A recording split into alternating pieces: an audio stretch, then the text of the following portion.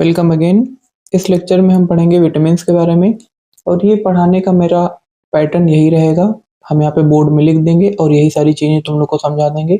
नहीं तो इन्फॉर्मेशन बहुत है और अगर हम इस एक एक चीज़ को लिख के एक्सप्लेन करेंगे तो ये लेक्चर कम से कम 3 या 4 घंटे का हो जाएगा। ठीक है, तो जो चीज़ें यहाँ पे लिखी हैं हम इसको ऐसे ही समझाएंगे। तो विटामिन्स क्या थे? सबसे पहले इसको डिस्कवर किया था कैसिमिर फंक ने 1912 में। इनिशियली इसको कहा जाता था वाइटल एमीन्स। ठीक है, क्योंकि जो सबसे पहला विटामिन डिस्कवर हुआ था विटामिन B1 वो एक एमिनो एसिड था। लेकिन बाद में पता चला कि विटामिन A और C एमिनो एसिड नहीं है। इसलिए क्या किया गया कि एमिनो एसिड में से E हटा के एमीन को वाइटल के साथ जोड़ दिया गया और बना विटामिन। ठीक है, अगर हम विटामिन के डिफिनीशन की बात करें तो एनसीईआरटी के अकॉर्डिंग इसकी डिफिनीशन होगी the biomolecules required in small quantities in our diet for normal growth, maintenance and functioning of living organism। Vitamin एक तरीके का बायोमोलिक्यूल होता है जिसे हम स्मॉल क्वांटिटी में लेते हैं अपनी डाइट में। ठीक है, हमको डाइट में क्यों लेना होता है? क्योंकि ह्यूमन बॉडी जो होती है वो विटामिन को सिंथेसाइज नहीं कर सकती। विटामिन डी और K3 के अलावा कोई भी विटामिन बॉडी में अपने आप नहीं सिंथेसाइज हो सकता है। इसलिए हमको इसे डाइट में लेना होता है और स्मॉल क्वांटिटी में लेना होता है ताकि हमारी बॉडी ग्रो कर सके, उसके अंदर के ऑर्गन्स अच्छे से काम कर सकें और सारी चीज़ें मेंटेन रहें। आई बात समझ में? ठीक है, विटामिन जो होते हैं वो शरीर में एनर्जी नहीं प्रोवाइड कराते, बट ये मेटाबॉलिक प्रोसेसेस के लिए बहुत इंपॉर्टेंट होते हैं। ठीक है, अगर शरीर में विटामिन की डिफिशियंसी होती है तब ए विटामिनोजेस कहा जाता है। लेकिन अगर शरीर में विटामिन एक्सेस क्वांटिटी में हो जाते हैं तो इसको हाइपर विटामिनोजेस कहा जाता है। ठीक है, इसका स्क्रीनशॉट ले लेना, इसलिए इसको हम बार बार लिख रहे हैं ताकि तुम लोग को चीज़ें लिखनी ना पड़े। ठीक है, स्क्रीनशॉट से कम हो जाएगा। अगर हम इनकी क्लासिफिकेशन की बात करें तो सबसे पहला जो होता है वो फैट सॉल्युबल विटामिन होता है। ठीक है, कौन कौन से फैट सॉल्युबल विटामिन होंगे? Vitamin K, E, D, A। ठीक है, इनको हम ऐसे याद रख सकते हैं कि ये कीड़ा है। आई बात समझ में? और जो वाटर सॉल्युबल विटामिन होते हैं वो होते हैं B एंड C। उसके बारे में अभी हम आगे बात करेंगे। तो ऐसे तुम लोग याद रख सकते हो कि ये कीड़ा है और ये बिच्छू है। ठीक है, फैट सॉल्युबल क्या होगा? कीड़ा। जो वाटर सॉल्युबल होगा वो होगा बिच्छू। ठीक, फैट सॉल्युबल होगा इसका मतलब ये वाटर में इनसॉल्युबल होगा। अगर वाटर में इनसॉल्युबल होगा इसका मतलब ये हाइड्रोफोबिक नेचर का होगा और फैट में सॉल्युबल होगा। इनका स्टोरेज कहाँ पे होता है? इनका स्टोरेज होता है लिवर में या फिर एडिपोस टिश्यू में, या फिर कह सकते हो कि इनका स्टोरेज फैट में होता है। आई बात समझ में? ठीक है, ये आसानी से शरीर में एब्जॉर्ब नहीं होते हैं। ठीक है, लेकिन कब नहीं एब्जॉर्ब होंगे? अब अगर तुम्हारी बॉडी का फैट डाइजेशन और एब्जॉर्प्शन अच्छा नहीं है तो ये विटामिन बॉडी में एब्जॉर्ब नहीं होंगे आसानी से। ठीक है, तो इन विटामिन की कमी हो जाएगी। अभी हम देखेंगे इन विटामिन की कमी की वजह से क्या क्या चीजें हो सकती हैं। ठीक, अगर हम वाटर सॉल्युबल विटामिन की बात करें तो विटामिन B और विटामिन C वाटर सॉल्युबल होता है। इनको ऐसे याद रख सकते हैं कि बिच्छू है। ठीक है, ये विटामिन बॉडी में स्टोर नहीं हो सकते हैं। ठीक है, विटामिन B12 के अलावा ये जो विटामिन है बाकी ये सब बॉडी में स्टोर नहीं होते हैं क्योंकि वाटर में सॉल्युबल है, इसलिए ये यूरिन के थ्रू बॉडी से बाहर निकल जाते हैं। ठीक है ना, अगर ये बॉडी में आसानी से बाहर निकल जाता है बॉडी से, इनको डाइट में रेगुलरली शामिल करना बहुत इंपॉर्टेंट होता है। ठीक है, और वाटर सॉल्युबल होते हैं इसका मतलब इनका नेचर हाइड्रोफिलिक होता है। हाइड्रोफिलिक क्यों होता है? क्योंकि ये वाटर के साथ हाइड्रोजन बॉन्डिंग करते हैं। ठीक ना, और वाटर के साथ हाइड्रोजन बॉन्डिंग अगर कर रहे हैं इसका मतलब इनके पास कौन सा एलिमेंट होने चाहिए? ऑक्सीजन होना चाहिए या फिर नाइट्रोजन होना चाहिए। ठीक है, इसका मतलब इनके पास या तो OH ग्रुप होना चाहिए, हाइड्रोक्सिल ग्रुप होना चाहिए, या तो कार्बोक्सिल ग्रुप होना चाहिए, या तो एमीन ग्रुप होना चाहिए। अगर यही ग्रुप प्रेजेंट होंगे तभी तो वो वाटर सॉल्युबल होगा। आई बात समझ में? अब हम अल्फाबेटिकली एक एक विटामिन के बारे में देखेंगे। अल्फाबेट में सबसे पहले आता है A, तो हम पहले पढ़ेंगे विटामिन A के बारे में। जैसे कि पहले बता चुके हैं कि जो K, E, D, A ये विटामिन होते हैं ये फैट सॉल्युबल होते हैं। ठीक है, तो विटामिन A भी क्या होगा? फैट सॉल्युबल होगा। इसका केमिकल नेम जो होता है वो रेटिनॉल होता है। ठीक है, ये बात इंपॉर्टेंट है, थोड़ा ध्यान रखना कि इसका केमिकल नेम रेटिनॉल होता है। ह्यूमन डाइट में ये 2 फॉर्म में पाया जाता है। ठीक है, पहला होगा प्री फॉर्म्ड विटामिन A, दूसरा होगा प्रो विटामिन A। ठीक है, अब हम देखते हैं कि प्री फॉर्म विटामिन ए क्या होता है और प्रो विटामिन ए क्या होता है। तो प्री फॉर्म विटामिन ए का मतलब हुआ कि ये पहले से ही विटामिन ए के फॉर्म में होगा। ठीक है, मतलब क्या हुआ कि हम इनको अगर डाइट में लेते हैं तो शरीर को डायरेक्ट विटामिन ए ही मिलेगा। बट प्रो विटामिन ए के केस में क्या होता है, जैसे गाजर गाजर अगर हम खाते हैं तो हमको कैरोटीनॉइड मिलता है, ये कैरोटीनॉइड मिलता है। ठीक है, उसके बाद क्या होगा, ये कैरोटीनॉइड विटामिन ए में कन्वर्ट होगा। ये डायरेक्ट सोर्स है विटामिन ए का और ये इनडायरेक्ट सोर्स है विटामिन ए का। ठीक है, ये डिफरेंस होता है दोनों में। अब हम देखते हैं कि जो रेटिनॉइड होता है या फिर प्रोफाउंड विटामिन ए होता है, इसका सोर्स क्या होता है। इसका जो सबसे बड़ा सोर्स होता है वो होता है cod liver oil. Cod liver oil, ठीक है। कॉड क्या है, कॉड एक मछली है जिसके लिवर में सबसे ज्यादा ये रेटिनॉइड पाया जाता है, फिर विटामिन ए पाया जाता है। ठीक है, डायरेक्ट विटामिन का सोर्स है ये। असल में ये कॉड फिश के लिवर में पाया जाता है। ठीक है, ये फिश कहाँ पाई जाती है, ये अटलांटिक ओशियन में पाई जाती है। सबसे बड़ा सोर्स है ये रेटिनॉइड का, इससे ज्यादा विटामिन ए किसी भी चीज में नहीं पाया जाता है। ठीक है, इसमें विटामिन ए के साथ साथ विटामिन डी भी होता है। ठीक है, ये तो होगा ही, और ओमेगा 3 फैटी एसिड भी इसमें भर भर के होता है। ओमेगा 3 फैटी एसिड, ठीक, तुम लोग देखोगे मार्केट में इसके कैप्सूल्स भी आते हैं। ठीक है, जिसको विटामिन ए की डिफिशियंसी होती है उसको ये कैप्सूल्स डायरेक्ट खिलाया जाता है। ठीक, इसमें क्या भरा होता है, इसमें कॉड लिवर का ऑयल भरा होता है, हम फोटो लगा देंगे वहां पे, देख लेना। ठीक है, चिकन और गोट के लिवर में भी विटामिन ए काफी ज्यादा पाया जाता है। ठीक, अभी थोड़ी देर पहले बताए थे कि जो विटामिन ए होता है वो लिवर में ही स्टोर होता है या फिर फैट सेल्स में ही स्टोर होता है। ठीक है ना, तो ये जानवर क्या करते हैं, ढेर सारा विटामिन ए अपने लिवर में इकट्ठा किए रहते हैं, और यही लिवर इंसानों के विटामिन ए का सोर्स होता है, क्योंकि इंसान इन लिवर को खा जाते हैं, गोट लिवर को खा जाता है, चिकन लिवर को खा जाता है। ठीक है, ये एक तरीके से वही है कंजर्वेशन ऑफ मास। ठीक, मास को ना तो क्रिएट किया जा सकता है ना तो डिस्ट्रॉय किया जाता है। सबसे इंपॉर्टेंट इसका एप्लीकेशन है ये जो रेटिनॉल है। ठीक है, ये रेटिनॉल स्किन क्रीम्स में इस्तेमाल होता है।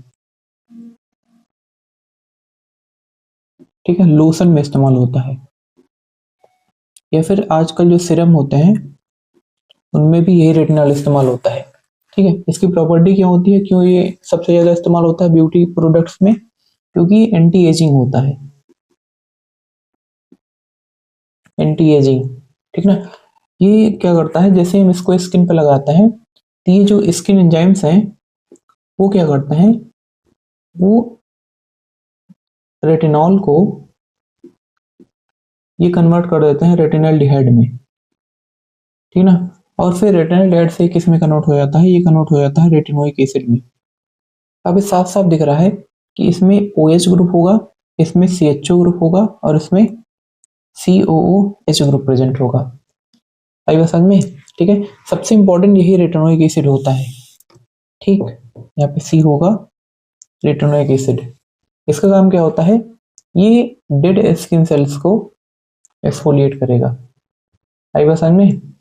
ठीक है, होगा क्या, इसका मतलब हुआ कि जो डेड स्किन सेल्स होती हैं वो रिमूव होती हैं और जो नई स्किन सेल्स होती हैं वो ज्यादा से ज्यादा बनने लगती हैं। ठीक है, इसके अलावा रेटिनॉल का और क्या काम होता है, ये कोलेजन प्रोडक्शन को बूस्ट करता है। ठीक है, कोलेजन प्रोडक्शन का मतलब क्या हुआ कि नई स्किन सेल्स बनती हैं, नई स्किन सेल्स का बनना ही कोलेजन प्रोडक्शन कहा जाता है। इससे क्या होता है, स्किन बहुत टाइट दिखती है। ठीक है, फाइन लाइंस को कम करता है, रिंकल्स को कम करता है चेहरे पे। ठीक है, एक्ने मतलब हुआ कि जो पिंपल्स हो जाते हैं, ठीक, उनको कम करता है। हाइपर पिगमेंटेशन का मतलब हुआ जो डार्क स्पॉट्स होते हैं चेहरे पे उनको ये रिमूव करता है। ठीक है, इससे स्किन और स्मूथ लगती है, और इसको सिर्फ रात में ही इस्तेमाल किया जाता है। क्यों, क्योंकि दिन में जो रेटिनॉल होता है सनलाइट उसको डैमेज कर सकती है। आई बात समझ में। ये इसलिए बता रहे हैं क्योंकि लोग बीमारी दूर करने के लिए या फिर हेल्दी रहने के लिए विटामिन ए का इस्तेमाल नहीं करते हैं, बट सुंदर दिखने के लिए लोग भर भर के विटामिन ए का इस्तेमाल करते हैं। आई बात समझ में, इसी बहाने तुम लोग विटामिन का कंजम्पशन थोड़ा बहुत करोगे। अगर हम इसके और सोर्सेज की बात करें तो डेयरी सोर्स है, मिल्क इसका बहुत बड़ा सोर्स होता है। क्यों? क्योंकि मिल्क में क्या होता है, फैट होता है, ठीक, और ए जो होता है वो फैट में सॉल्युबल होता है आसानी से, ठीक है। एक यॉक में भी भर भर के विटामिन ए होता है। यॉक का मतलब होता है जो येलो पार्ट होता है एग का, ठीक है। अगर हम सी फूड की बात करें तो सैल्मन, टूना और ये मैकरल फिशेज हैं, इनमें विटामिन ए बहुत ज़्यादा होता है, ठीक है। ये याद रखना सैल्मन भाई, ये मछली बहुत इंपॉर्टेंट मछली है, ठीक है। इसमें बहुत सारी न्यूट्रिशनल इंग्रेडिएंट्स और भी होते हैं, विटामिन ए के अलावा भी इसमें बहुत सारे विटामिन और ज़्यादा पाए जाते हैं, ठीक है। ये सब क्या होते हैं, ये direct source of vitamin A होते हैं, ठीक है। और विटामिन ए कहाँ स्टोर होता है, लिवर में। अब मान लो हम ऐसे लगातार डायरेक्ट सोर्स विटामिन ए का लेते रहे, तो इससे क्या होगा, लिवर की जो स्टोरेज कैपेसिटी है वो खत्म हो जाएगी, ठीक है। स्टोरेज कैपेसिटी अगर खत्म हो जाएगी तो क्या होगा, इससे लिवर डैमेज हो सकता है, ठीक है। लिवर डैमेज होगा। अगर लिवर की स्टोरेज कैपेसिटी खत्म हो जाएगी तो जो विटामिन ए होगा वो ब्लड में घुलने लगेगा, आई बात समझ में, ठीक है। और अगर ये ब्लड में घुलने लगेगा, इससे क्या होगा, इससे जहां जहां ब्लड जाएगा अब वो हर जगह इफेक्ट करेगा, ठीक। इससे क्या होगा, जॉइंट पेन होगा, इससे हेयर लॉस भी होता है, आई बात समझ में। डिजीनेस आता है, मतलब चक्कर आ सकता है इंसान को, ठीक। वोमिटिंग होगी, ठीक। ये सब तब होगा जब शरीर में बहुत ज्यादा विटामिन की अ, मात्रा ज्यादा हो जाती है, बहुत ज्यादा विटामिन हो जाता है, ठीक है। स्किन पीलिंग भी हो सकती है इसमें। देखो, अगर एक्सेस विटामिन ए हो जाता है तो लगातार बार बार नई स्किन सेल्स बनती हैं, ठीक ना। और जितनी तेजी से स्किन सेल बनेगा, लगातार क्या होगा, पुराने स्किन बाहर निकलेगी, नई स्किन बनेगी, इसलिए स्किन पीलिंग बहुत तेजी से होगा, ठीक। इसमें हेडेक भी बहुत तेज होता है। अगर हम बात करें दुनिया में सबसे ज्यादा सोर्स विटामिन ए का कौन होता है, सबसे बड़ा सोर्स कौन होता है, वो होता है पोलर बियर का लिवर, ठीक है। इसमें इतनी ज्यादा क्वांटिटी में विटामिन ए होता है, आई बात समझ में। 1 लाख IU, ठीक। IU का मतलब क्या होता है, IU होता है इंटरनेशनल यूनिट, जिससे विटामिन ए की क्वांटिटी नापी जाती है। एक मेल बॉडी को 3000 IU की जरूरत होती है और एक फीमेल बॉडी को 2300 IU की जरूरत होती है, ठीक है। और एक IU में 0.3 माइक्रोग्राम होता है, आई बात समझ में। अगर हम इतने माइक्रो IU को मिलीग्राम में चेंज करने पे सिर्फ 1 मिलीग्राम आता है, आई बात समझ में। अगर एक व्यक्ति पोलर बियर का पूरा लिवर अगर खा जाए तो उसकी डेथ हो जाएगी तुरंत, ठीक है। इतना ज्यादा विटामिन ए इसमें होता है। अब हम देखते हैं कि प्लांट बेस्ड सोर्सेस कौन कौन से होंगे विटामिन ए के, ठीक है। अगर हम प्लांट बेस्ड सोर्सेस की बात करें तो इनमें प्रो विटामिन ए पाया जाता है, जिनको कैरोटीनॉइड कहा जाता है, ठीक है। इसका मतलब क्या हुआ कि अगर हम प्लांट बेस्ड सोर्सेज से विटामिन ए लेते हैं तो हमको डायरेक्ट विटामिन ए नहीं मिलेगा, हमको मिलेगा कैरोटीनॉइड। शरीर क्या करेगा, इस कैरोटीनॉइड को विटामिन ए में चेंज करेगा, ठीक है। तो प्लांट बेस्ड सोर्सेज क्या होंगे, कैरेट होगा, टोमेटो होगा, sweet potato, pumpkin, mango, papaya, spinach, broccoli, मेथी, लाल शिमला मिर्च, आई बस समझ में। देखो, कैरेट में ये कैरोटीनॉइड ज्यादा होता है, इस वजह से इसका कलर क्या होता है, ऑरेंज कलर का होगा, ठीक है। अगर शरीर में विटामिन ए एक्सेस में हो जाता है तो हमारी स्किन का कलर भी येलोइश ऑरेंज कलर का हो जाएगा, ठीक है। इसको कैरोटीनीमिया कहते हैं, आई बात समझ में, ठीक है। मतलब इंसान भी कुछ गाजर जैसा दिखने लगता है। अब किसी के दिमाग में आ रहा होगा कि पालक तो हरे रंग की होती है, अगर इसमें विटामिन ए है तो ये भी ऑरेंज कलर का होना चाहिए था। होता क्या है कि पालक में जो ग्रीन पिगमेंट है वो ज्यादा होता है, ठीक है। ग्रीन पिगमेंट ज्यादा होने की वजह से क्या होगा, मतलब क्लोरोफिल ज्यादा होने की वजह से क्या होगा, उसका जो ऑरेंज कलर होगा वो छिप जाता है, ऑरेंज कलर छिप जाता है, इस वजह से ग्रीन कलर का दिखता है, ठीक है। रॉ कैरेट में क्या होता है, अगर हम कच्ची गाजर खाते हैं तो उसका एब्जॉर्प्शन शरीर में कम होता है, ठीक ना। इसलिए क्या करते हैं हम उसको ऑयल या फिर घी में डाल के उसको अच्छे से पकाया जाता है। पकाने से क्या होगा, उसका सेल वॉल ब्रेक हो जाएगा, ठीक है, उससे उसका बीटा कैरोटीन बाहर आ जाएगा। बीटा कैरोटीन अगर बाहर आ जाएगा, वो जो ये जो घी है उसके साथ एक मिसल बनाता है। क्लास 10th में जो तुम लोग मिसल पढ़े थे, ठीक है, वही सेम मिसल बनता है। ठीक है, मिसल के फॉर्मेशन की वजह से उसका एब्जॉर्प्शन नॉर्मल रेट से 6 गुना ज़्यादा हो जाता है। आई बात समझ में? इसलिए हमेशा गाजर को उबाल कर खाना ज़्यादा हेल्दी होता है, या गाजर का हलवा बना के खाना ज़्यादा हेल्दी होता है। ठीक है, विटामिन ए की डिफिशियंसी से या फिर रेटिनॉल की डिफिशियंसी से सबसे पहली जो प्रॉब्लम होती है वो होती है नाइट ब्लाइंडनेस।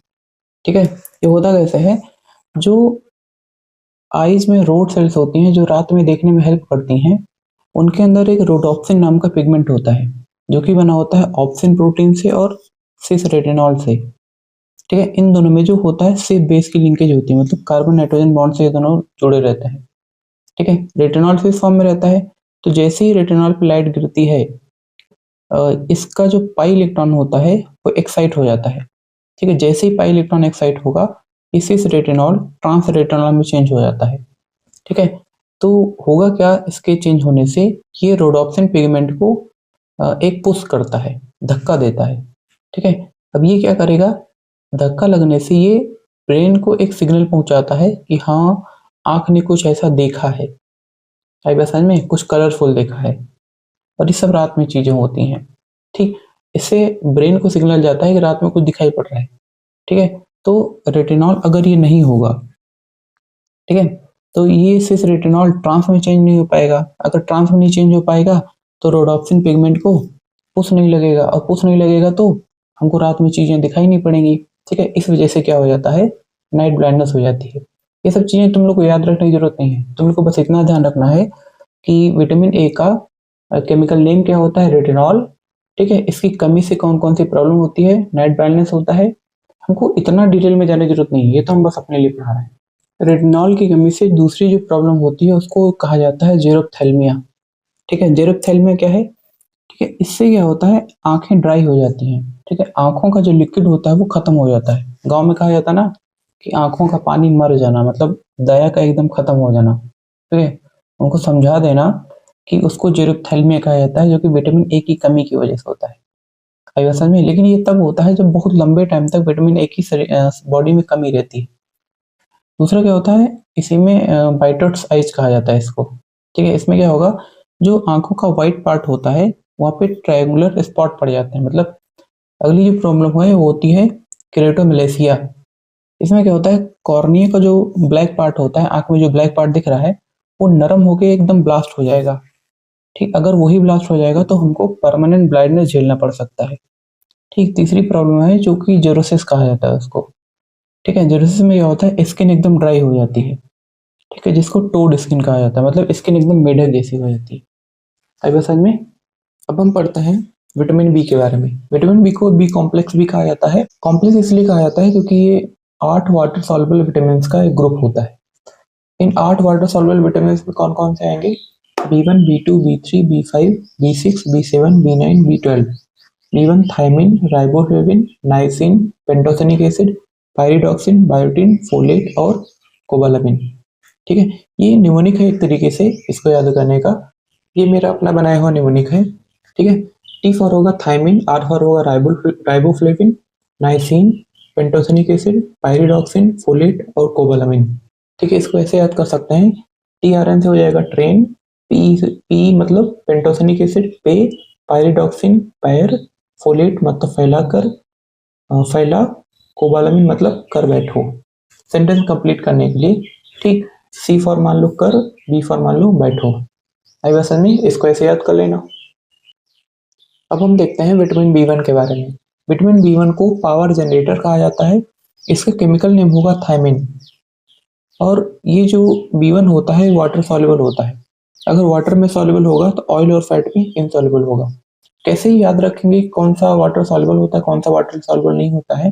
अभी थोड़ी देर पहले बताए थे कि बी और सी क्या होते हैं, वाटर सॉल्युबल। इसको याद रखने का तरीका है, सी क्या होता है, vitamin C. Vitamin C citrus food में पाया जाता है। इसका मतलब हम इसको ऐसे याद रख सकते हैं कि लेमन याद रखो। लेमन का जो जूस होता है वो लिक्विड फॉर्म में होगा। अगर लिक्विड फॉर्म में होगा तो वो याद रहेगा कि सी क्या होता है, लिक्विड में सॉल्युबल होता है, वाटर सॉल्युबल होता है, और सी के साथ बी आएगा, बगल बगल होते हैं, तो दोनों के दोनों वाटर सॉल्युबल होंगे।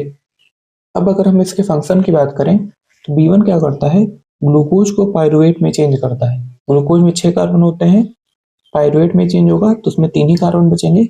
पायरुवेट से फिर B1 क्या करेगा, विटामिन B1 इसको ATP में चेंज करेगा। ठीक, इससे एक CO2 निकलती है। ATP एनर्जी करेंसी होती है। ठीक है, पूरी बॉडी को काम करने के लिए एनर्जी यही प्रोवाइड करवाता है, और B1 एक इम्पॉर्टेंट विटामिन भी है। ठीक है, B1 का दूसरा फंक्शन होता है माइलिन शीथ का फॉर्मेशन। ठीक है, और माइलिन शीथ को हेल्दी रखना। अब माइलिन शीथ क्या होता है, माइलिन शीथ होता है, इसे तुम लोग देखोगे घर पे जो वायर्स होती हैं उनके ऊपर एक प्लास्टिक की इंसुलेटेड कवरिंग होती है ताकि शॉर्ट सर्किट ना हो। उसी तरीके से माइलिन शीथ एक प्रोटेक्टिव इंसुलेटिंग फैटी एसिड की लेयर होती है। ठीक है, जो कि नर्व के ऊपर ऐसे लिपटी रहती है। इस नर्व का काम क्या होता है, ये ब्रेन से मसल को सिग्नल ट्रांसमिशन का काम करती है। अगर ये माइलिन शीथ ठीक नहीं होगी तो शॉर्ट सर्किट होने का डर रहता है। ठीक है, दो नर्व्स आपस में टच कर जाएंगी तो शॉर्ट सर्किट हो जाएगा। ठीक, इससे क्या होगा, इससे दिमाग काम करना बंद कर देगा, या फिर कंफ्यूजन होगा, डिजीनेस हो सकता है। ठीक, चीजों को याद रखने में प्रॉब्लम हो सकती है, हाथ पैर में जलन होगा। ठीक है, नमनेस आ जाएगा, मतलब पैर सुन पड़ जाएंगे, चलने में प्रॉब्लम होगी। ये सब सारी दिक्कतें आती हैं। यहाँ तक ठीक है। अब पढ़ते हैं कार्डियोवेस्कुलर हेल्थ के बारे में। हार्ट मसल्स लगातार 24 घंटे काम करते रहती हैं। ठीक है, इसलिए उनको 24 घंटे एनर्जी चाहिए होती है। ठीक, और एनर्जी को प्रोवाइड कौन करेगा, B1 करेगा। आई बात समझ में? तो अगर शरीर में B1 की कमी हो जाती है तो हार्ट प्रॉपर काम करना बंद कर देता है। अगर शरीर में B1 की कमी होगी तो एनर्जी नहीं बनेगी। अगर एनर्जी नहीं बनेगी तो हार्ट के मसल्स अच्छे से काम नहीं करेंगे। इससे हार्ट को ब्लड पंप करने में दिक्कत होगी। ठीक है, इससे पूरी बॉडी को एनर्जी नहीं मिलेगी। तो B1 क्या करता है, वो ATP लेवल को मेंटेन करके रखता है ताकि हार्ट को लगातार एनर्जी मिलती रहे और वो लगातार ब्लड पंप करने वाला काम करते रहे। आई बात समझ में? तो अगर शरीर में B1 की कमी होती है तो सबसे पहले ब्रेन पे असर पड़ता है और उसके बाद हार्ट पे असर पड़ता है। ठीक है, जो कि सबसे इंपॉर्टेंट ऑर्गन्स है। तो शरीर में B1 की कमी तो होने ही नहीं देनी चाहिए। आई बात समझ में? अगर B1 की डिफिशियंसी हो जाती है तो ये सबसे इंपॉर्टेंट प्रॉब्लम है। ठीक है, एग्जाम में पूछा जा सकता है। ड्राई बेरी बेरी होता है। ड्राई बेरी बेरी में क्या होता है, माइलिन शीथ कमजोर पड़ जाएगी, माइलिन शीथ बनेगी नहीं अच्छे से। अगर माइलिन शीथ नहीं बनेगी तो नर्व्स क्या हो जाएंगी, वीक हो जाएंगी, और उसकी कवरिंग खराब हो जाएगी तो नर्व्स वीक हो जाएगी। इससे क्या होगा, हैंड में या फिर फीट में इन्फ्लेमेशन होगा। ठीक है, इन्फ्लेमेशन का मतलब सुई चुभने जैसा फील होता है। ठीक है, हाथ पैर क्या होगा, इसमें नमनेस आ जाएगी। नमनेस का मतलब होता है सुन पड़ जाना। ठीक है, जैसे लगेगा वहां पे कुछ फील ही नहीं होगा। आई बात समझ में? स्टैगरिंग होती है, इसका मतलब चलने में भी प्रॉब्लम होगी। ठीक है, व्यक्ति को चलने में दिक्कत होती है क्योंकि नर्व्स काम नहीं कर रहे होते हैं। ठीक है, ड्राई वेरी वेरी में नर्व्स में प्रॉब्लम होती है, और वेट वेरी वेरी में क्या होता है, हार्ट में प्रॉब्लम होती है। ठीक है, अभी थोड़ी देर पहले हम बात किए थे कि B1 का काम क्या होता है, एनर्जी का प्रोडक्शन करना। ठीक है, एनर्जी अगर प्रोड्यूस होगी तो हार्ट की मसल्स अच्छे से काम करेंगी, उनको लगातार एनर्जी मिलती रहेगी। अगर हार्ट की मसल्स अच्छे से काम करेंगी तो शरीर में ब्लड पंप अच्छे से होगा, ब्लड सर्कुलेशन अच्छे से होगा। ठीक है, अगर ऐसा नहीं होता है, B1 की कमी हो जाती है तो हार्ट का काम करना स्लो हो जाता है, ब्लड सर्कुलेशन में दिक्कत होगी, अच्छे से ब्लड सर्कुलेशन नहीं होगा, हार्ट बीट बढ़ जाती है। ठीक है, अब सांस लेने में भी प्रॉब्लम होगी, आई बात समझ में, और पैर में स्वेलिंग आ जाती है। ठीक है, ये सबसे इंपॉर्टेंट विटामिन है और ये सबसे इंपॉर्टेंट डिसीजेज है। ठीक है ना, एग्जाम में सारी चीजें पूछी जाती हैं। ठीक, तो ये चीजें याद होनी चाहिए। आई बात समझ में? तीसरी प्रॉब्लम क्या है, इन्फेंटाइल बेरी बेरी। इसका मतलब क्या हुआ कि जब प्रेगनेंसी होती है, कोई महिला प्रेग्नेंट होती है, अगर उसमें B1 की डिफिशियंसी है, B1 विटामिन अच्छे से नहीं है, ठीक है, तो जो बच्चा पैदा होगा वो ब्रेन और हार्ट से काफी वीक होगा। ठीक है, और उसको सांस लेने में भी प्रॉब्लम होती है। ठीक, जो चौथा पॉइंट है, होता क्या है कि ग्लूकोज किस में चेंज होता है, पायरुवेट में चेंज होता है। और पायरुवेट किस में चेंज होता है, पायरुवेट एनर्जी प्रोडक्शन में काम आता है। ठीक है, अगर B1 की कमी होगी तो जो पायरुवेट होगा वो लैक्टिक एसिड में कन्वर्ट हो जाएगा। बस में ग्लूकोज किस में कन्वर्ट होगा, पायरुवेट में, और पायरुवेट किस में कन्वर्ट होगा, लैक्टिक एसिड में। इससे क्या होगा, लैक्टिक एसिड पूरी बॉडी में जमा हो जाती है। ठीक, अगर पायरुवेट एनर्जी नहीं बना रहा है, पायरुवेट लैक्टिक एसिड बना रहा है, तो बॉडी के ऑर्गन्स काम करना बंद कर देंगे, क्योंकि उनको एनर्जी नहीं मिलेगी, लैक्टिक एसिड जमा होता जाएगा। इससे शरीर लगातार कमजोर होता जाएगा। ठीक है, इससे थकान होगी काफी ज्यादा, एनर्जी नहीं होगी तो थकान होगी। ठीक, उल्टी भी होती है, इससे वोमिटिंग होती है। आई बात समझ में। ठीक है, तो ये बहुत इंपॉर्टेंट विटामिन है और इसकी बीमारियां भी बहुत इंपॉर्टेंट है, याद रखना। अगली जो प्रॉब्लम है उसको कहा जाता है वर्निक कोर्सकॉफ सिंड्रोम। ठीक है जी, जो भी इसका प्रोनाउंसिएशन हो। इसमें क्या होता है, जो अल्कोहलिक पर्सन होता है उसमें B1 का एब्जॉर्प्शन काफी कम होता है। ठीक है, मतलब B1 एब्जॉर्ब नहीं होगा, अगर वो B1 लेगा भी तो एब्जॉर्ब नहीं होगा बॉडी में। तो इससे क्या होगा, उसके नर्वस सिस्टम उतने अच्छे से काम नहीं करेंगी। ठीक है, क्योंकि माइलिन सी गड़बड़ा जाएगी, मेंटल इम्बेलेंस होगा, मेमोरी लॉस होगा। तो अल्कोहलिक लोग क्या करते हैं, उनका मेमोरी लॉस हो चुका होता है थोड़ा बहुत, तो जो चीजें नहीं याद आती हैं उसको, उस गैप को फिल करने के लिए वो झूठी कहानियां बनाता है। आई बस में। तो जो गंजेड़ी नशेड़ी लोग होते हैं, ठीक है, उनके पास बैठो अगर, तो एकदम अजीब अजीब कहानी सुनाते हैं। एक्चुअल में उनका माइलिन सी गड़बड़ा गया होता है, B1 की कमी हो गई होती है। आई बस में, तो कहानी सुन के मजा भी आती है। मेरे गाँव में एक लोग थे, तो एक लोग आके हमसे कहे, ऐसे बातचीत हो रही थी तो हमसे आके कहे कि तुम्हारे तुम्हारे घर पे पहले लोग आके खाना खाते थे, पहले किसी के यहाँ कुछ होता नहीं था। ठीक, तुम्हें क्या, तुम्हारे यहाँ से लोगों के घर पे खाना जाता था। ठीक, हमको तो पता था इनमें B1 की कमी, कहानी सुना रहे हैं। ठीक, हमको ये समझ में आया चढ़ा रहे हैं, ताकि इनको हम पौवा पीने भर का पैसा दे दें। ठीक, ऐसे लोग मिल जाते हैं अक्सर। अब अगर हम B1 के सोर्सेज की बात करें, तो सबसे ज्यादा B1 पाया जाता है वोल ग्रेन्स में। ठीक है, वोल ग्रेन्स का मतलब व्हीट और ब्राउन राइस में। व्हीट का मतलब गेहूं का आटा, लेकिन एक चीज ध्यान रखना, गेहूं का आटा पॉलिश ना किया गया हो, क्योंकि अगर हम उसको पॉलिश करते हैं तो मैदा बन जाता है। ठीक है, एकदम व्हाइट कलर का होगा।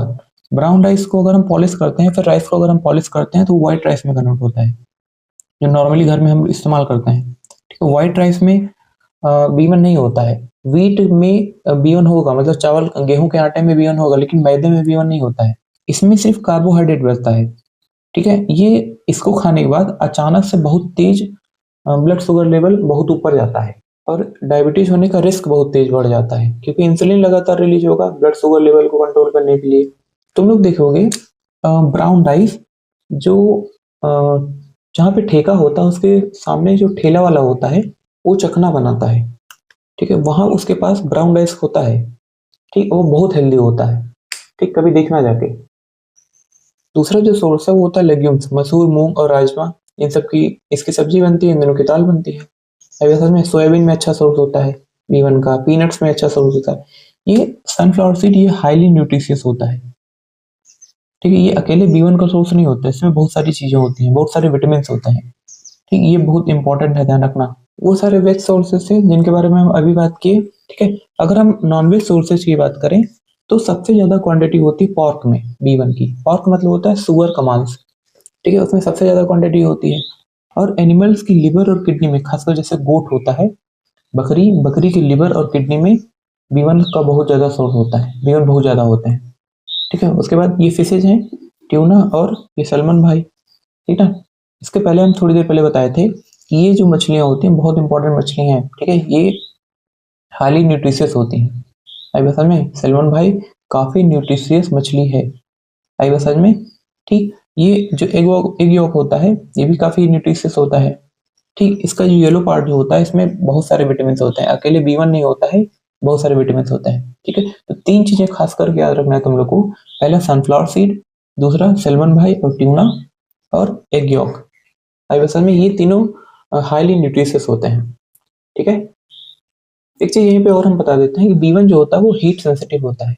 ठीक, जैसे अगर हम दाल को बहुत ज्यादा देर तक पका रहे हैं, हाई प्रेशर पे पका रहे हैं, तो उसमें से थायमिन की क्वांटिटी कम हो जाती है, फिर B1 की क्वांटिटी कम हो जाती है। ठीक, दूसरा ये वाटर सॉल्युबल होता है, और अगर हम सब्जी या फिर चावल को धोकर उसका पानी फेंक देते हैं, थोड़ा बहुत थायमिन उसके साथ भी बहकर चला जाता है। आई बात समझ में। ठीक है, इसलिए ये बातें ध्यान रखना। अब हम आते हैं विटामिन B2 पे। ठीक है, विटामिन B2 भी एक इम्पॉर्टेंट विटामिन है। ठीक है, इसका केमिकल नेम होता है राइबोफ्लेविन। लैटिन में ये जो फ्लेवस वर्ड है इसका मतलब होता है येलो। अब इसको येलो क्यों कहते हैं? येलो इसलिए कहते हैं कि जब भी हम बी कॉम्प्लेक्स का सप्लीमेंट लेते हैं तो उसमें विटामिन बी2 भी होगा। इससे क्या होगा, जो हमारी यूरिन का कलर होता है वो ब्राइट नियॉन येलो कलर का हो जाता है, ब्राइट नियॉन येलो। ठीक है, इस वजह से इसका नाम राइबोफ्लेविन रखा गया था, विटामिन बी2 का नाम। बी2 जो होगा वो हीट में स्टेबल होगा, लेकिन लाइट में वो बहुत आसानी से डिस्ट्रॉय हो जाता है, खत्म हो जाता है। ठीक है, इसलिए इसको लाइट से बचा कर रखना चाहिए। आई बस आज में अब हम देखते हैं अगर राइबोफ्लेविन की डेफिशिएंसी हो जाए तो बॉडी में क्या क्या सिम्टम्स दिखाई पड़ते हैं। आई बस आज में सबसे पहले होता है चिलोसिस। चिलोसिस का मतलब होता है कि लिप्स के कॉर्नर फट जाते हैं। ठीक है, वहां पे क्रैक्स आ जाते हैं जो कि बहुत पेनफुल होता है। ठीक है, दूसरा होता है ग्लोसिटिस। ग्लोसिटिस में क्या होता है, तुम्हें जीभ में स्वेलिंग आ जाएगी। ठीक है, जीभ लाल हो जाएगी और वो काफी स्मूथ हो जाती है। तीसरा होता है स्टोमेटिटिस। स्टोमेटिटिस का मतलब हुआ कि माउथ में छाले पड़ जाते हैं, माउथ अल्सर कहा जाता है जिनको। ठीक है, फोटोफोबिया होने लगता है, ब्राइट लाइट से डर लगने लगता है। ठीक है, कॉर्नियल नियोवैस्कुलराइजेशन होता है। इसमें क्या होगा, आंख एकदम लाल हो जाएगी और जो आरबीसी होती है, रेड ब्लड वेसल्स होती हैं आंख की, वो बहुत ज्यादा ब्राइट होने लगती हैं, बहुत ज्यादा रेड हो जाती है। ठीक है, लाल आंख हो जाएगी। एनीमिया होगा, शरीर में खून की कमी हो जाएगी तो इंसान हमेशा थका थका रहेगा। ठीक है, सिवोरी डर्मेटाइटिस मतलब कि जो नोज और कान के पास जो स्किन होती है, ठीक है, वो काफी ऑयली हो जाएगी, काफी फ्लेकी हो जाएगी। फ्लेकी का मतलब होता है वहां पे पपड़ी जम जाती है। ठीक है, और पपड़ी लगातार निकलती रहती है। B1 की कमी से ऑक्सीडेटिव स्ट्रेस भी होता है। अब ऑक्सीडेटिव स्ट्रेस क्या है? ब्यूटी इंडस्ट्री का आजकल ये बहुत फेमस वर्ड हो गया है। इसमें क्या होता है, एनर्जी की प्रोडक्शन घट जाती है शरीर की। ठीक है, और फ्री रेडिकल्स का फॉर्मेशन होने लगता है। तुम लोग जानते हो अच्छे से फ्री रेडिकल क्या होता है। ठीक है, ये इलेक्ट्रॉन डेफिशिएंट स्पीसीज होते हैं, जैसे कि ऑक्सीजन का रेडिकल बन जाएगा, फिर परऑक्साइड का रेडिकल बन जाएगा, OH का रेडिकल बन जाएगा। ठीक है, ये सब क्या होता है, इलेक्ट्रॉन डेफिशिएंट होते हैं। अगर ये इलेक्ट्रॉन डेफिशिएंट होते हैं तो इनको इलेक्ट्रॉन चाहिए होता है।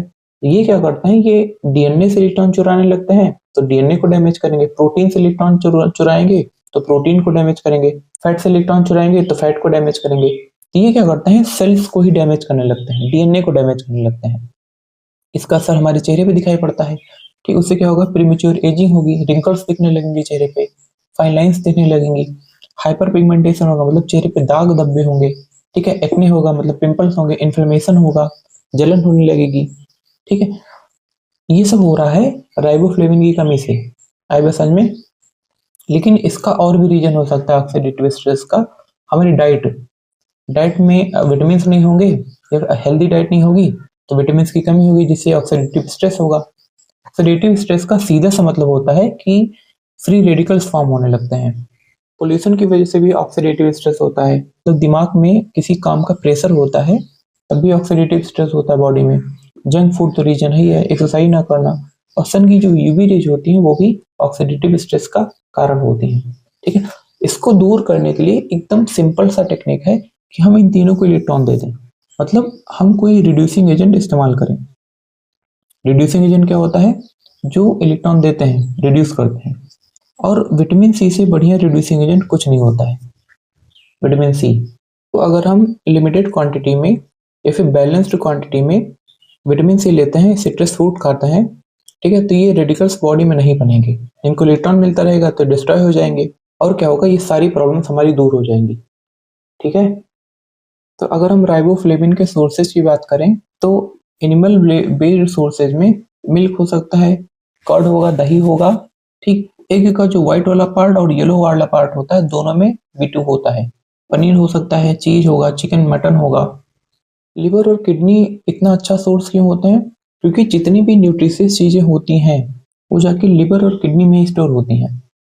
आई बात समझ में। इसलिए ये अच्छा सोर्स हो सकते हैं विटामिन का और प्रोटीन्स का। ठीक है, अगर हम प्लांट बेस्ड की बात करें तो पालक होगा, बादाम, मशरूम, सनफ्लावर सीड्स बताए थे, इंपॉर्टेंट है, कई सारी चीजें पाई जाती है इसमें। पालक भी याद रखना तुम लोग। ठीक, ये भी अच्छा सोर्स होता है विटामिन का। पालक में कई सारी चीजें पाई जाती हैं। ठीक है, ब्रोकली हो सकता है। अगला जो विटामिन है वो है विटामिन B3। ठीक है, इसका जो केमिकल नेम होता है वो होता है नाइसिन। ठीक, ये याद रखना इंपॉर्टेंट है एग्जाम के लिए। केमिकल नेम पूछा जा सकता है, नाइसिन होता है।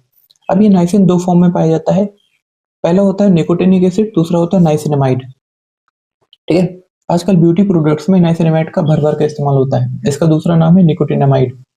ठीक है, ये हाई कोलेस्ट्रॉल और हार्ट डिसीज को ट्रीट करने में इस्तेमाल होता है निकोटिनिक एसिड। ठीक, और ये स्किन केयर प्रोडक्ट्स में इस्तेमाल होता है।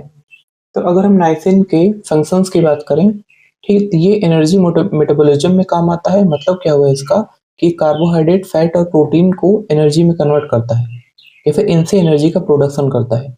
डीएनए रिपेयरिंग में काम आता है।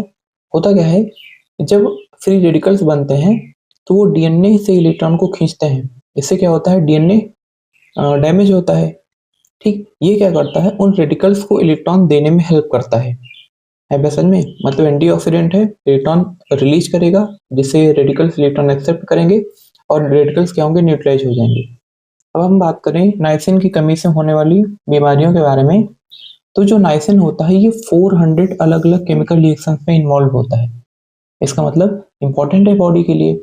ठीक है, इसका सबसे मेन डिसीज है वो है पेलाग्रा। ठीक है, और ये इंपॉर्टेंट है, एग्जाम में पूछा जा सकता है। ठीक है, कि D3 की वजह से कौन सी बीमारी होती है। पेलाग्रा जो होता है ये 4 Ds का कॉम्बिनेशन होता है, मतलब 4 अलग अलग तरीके की बीमारियों का कॉम्बिनेशन होता है। सबसे पहले डी होगा डर्मेटाइटिस। डर्मेटाइटिस में क्या होता है, ये स्किन पर लाल कलर के रैसेज हो जाते हैं। ठीक है, स्किन पर रेड रैसेज हो जाएंगे। ठीक, जो कि धूप में बड़े हो जाते हैं, इससे स्किन रफ हो सकती है और स्किन डार्क हो सकती है।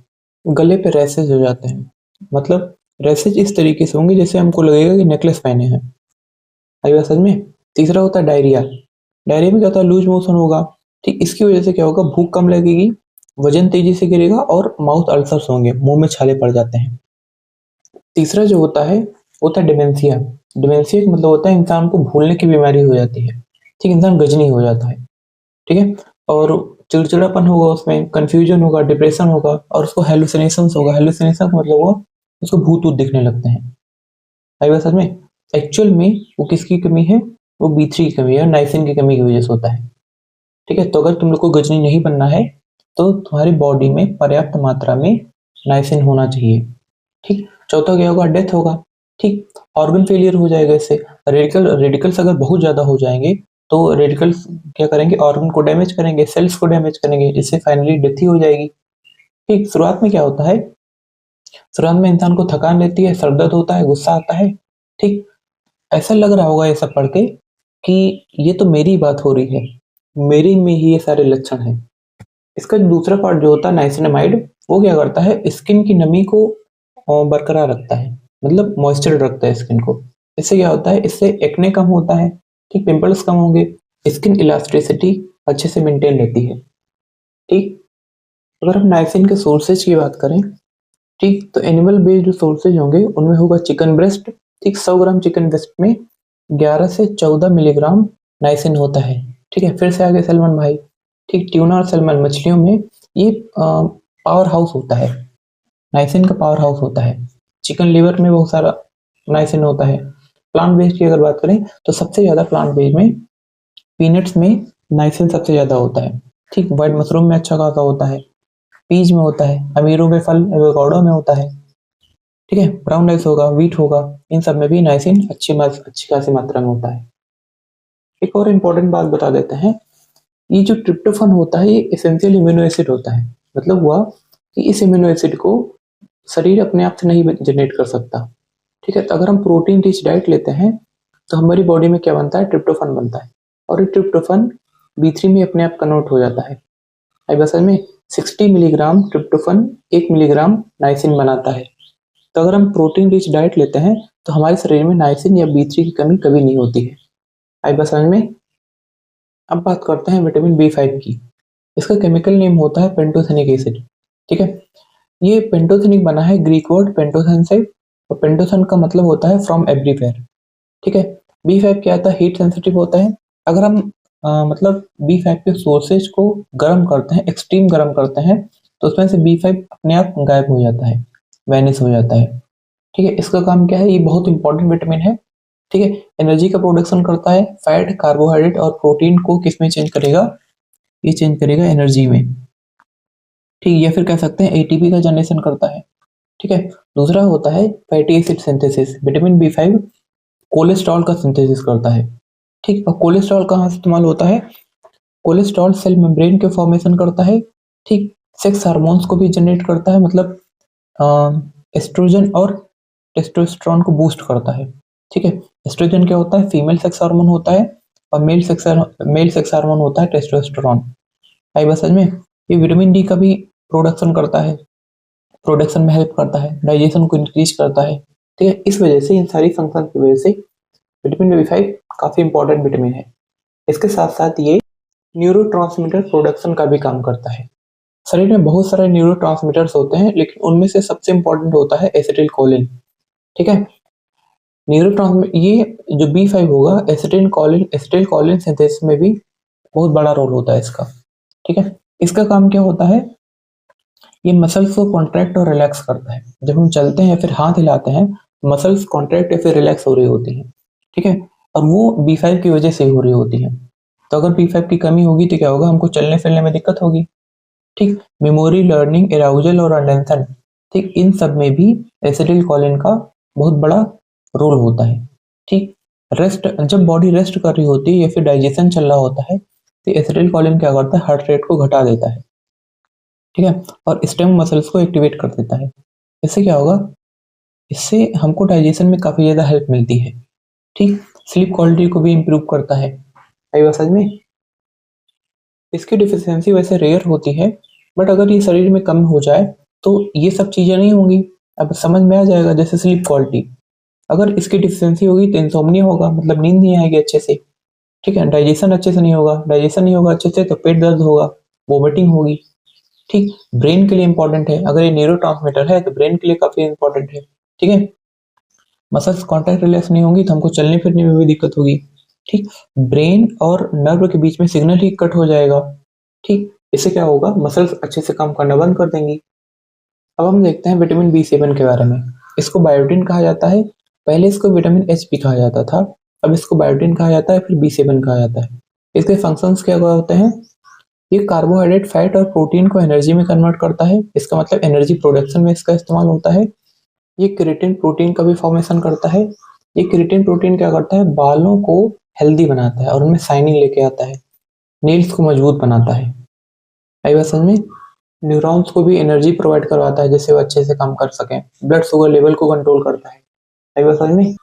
अब देखते हैं इसकी डिफिशियंसी से क्या होता है, ठीक है। अगर शरीर में बायोटिन की कमी हो जाती है तो सबसे पहले एलोपीसिया होता है। एलोपीसिया में क्या होगा? हेयर फॉल होगा और हेयर थिनिंग होगी, मतलब बाल पतले हो जाएंगे। स्किन जैसे जो होगा, नाक के पास लाल हो जाता है, ठीक है।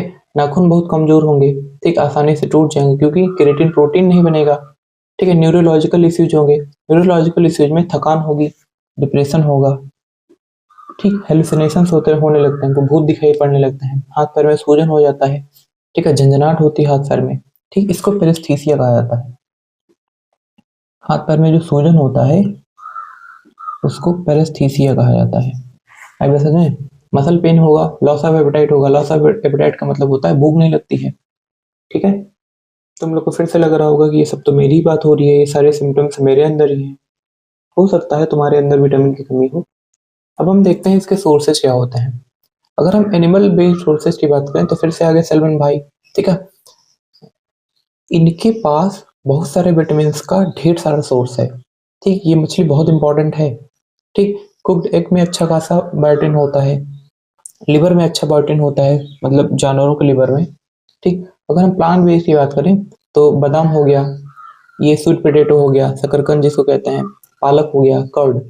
कर्ड में एक स्पेशल चीज होती है कि इसमें B7 बहुत कम होता है, बट इसमें जो बैक्टीरिया होते हैं, गट बैक्टीरिया उनको कहा जाता है, हेल्दी बैक्टीरिया होते हैं, ये B7 बनाने में हेल्प करते हैं। तो अगर हम दही खाते हैं तो दही में जो बैक्टीरिया होते हैं वो बॉडी में अलग से B7 बनाते हैं।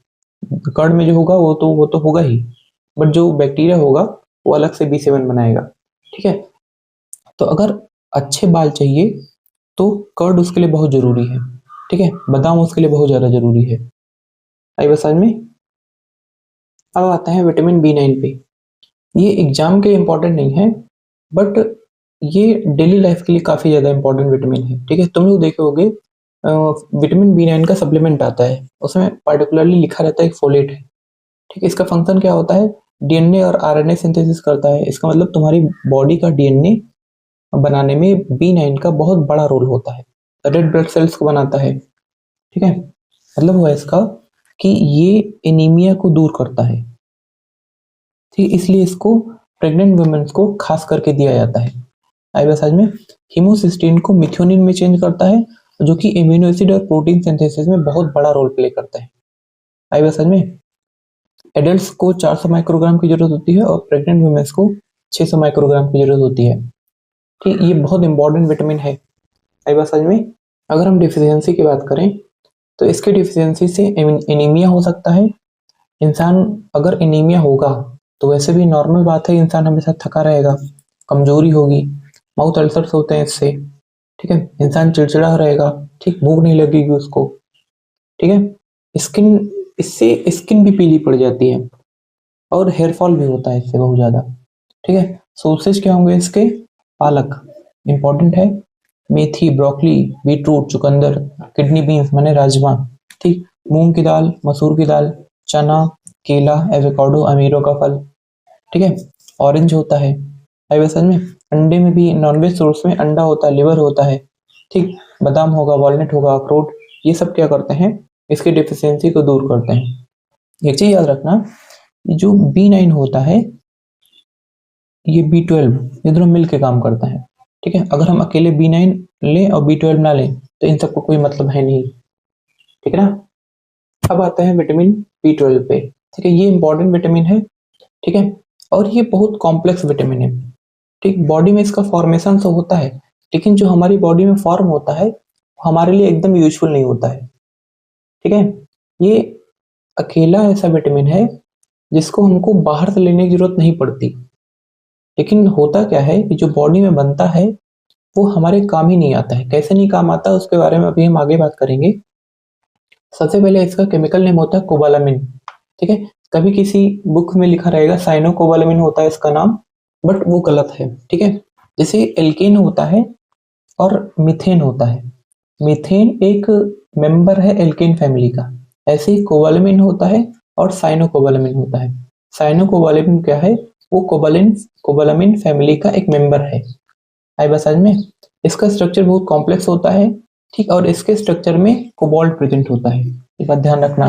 ठीक है, और ध्यान रखना कोबाल्ट के 3+ स्टेट में प्रेजेंट होता है। ठीक, और वो कहाँ पे प्रेजेंट होता है, कोरिन रिंग में। इसका एक स्ट्रक्चर लगा देंगे हम वहां पे। ठीक है, ये एग्जाम में पूछा गया है कि कौन सा ऐसा विटामिन है जिसमें मेटल प्रेजेंट होता है, कोबाल्ट।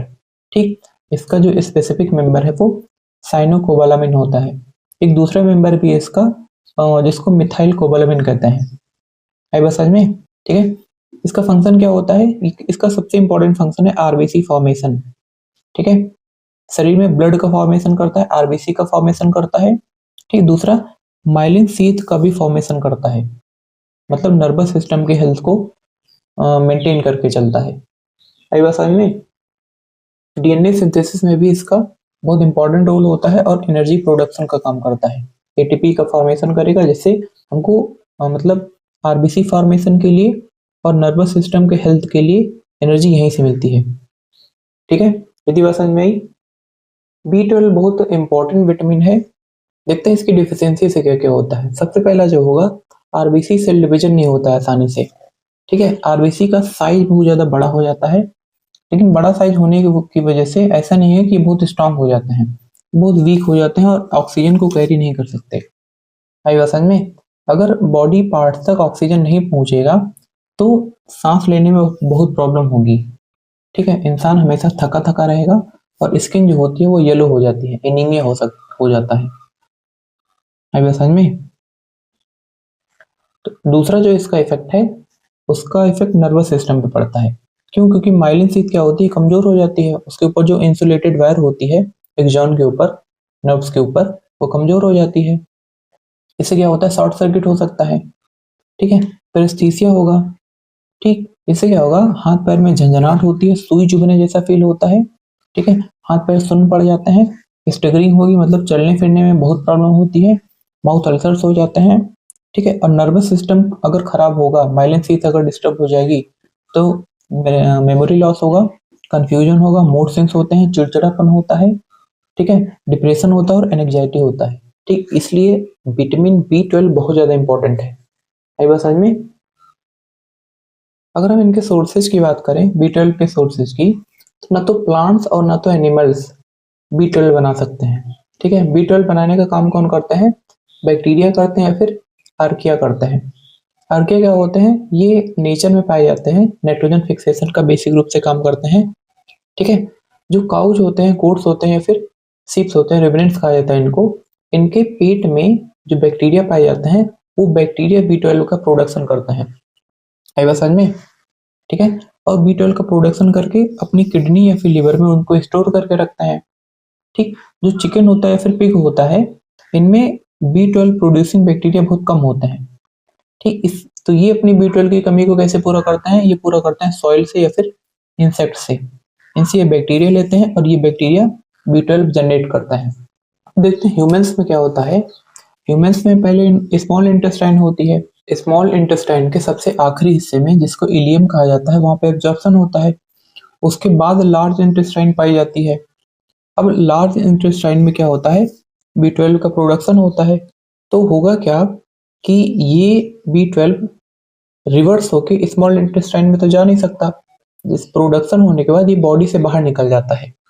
आई बात समझ में? और एब्जॉर्प्शन हो ही नहीं पाता क्योंकि स्मॉल इंटेस्टाइन पहले है। आई बात समझ में?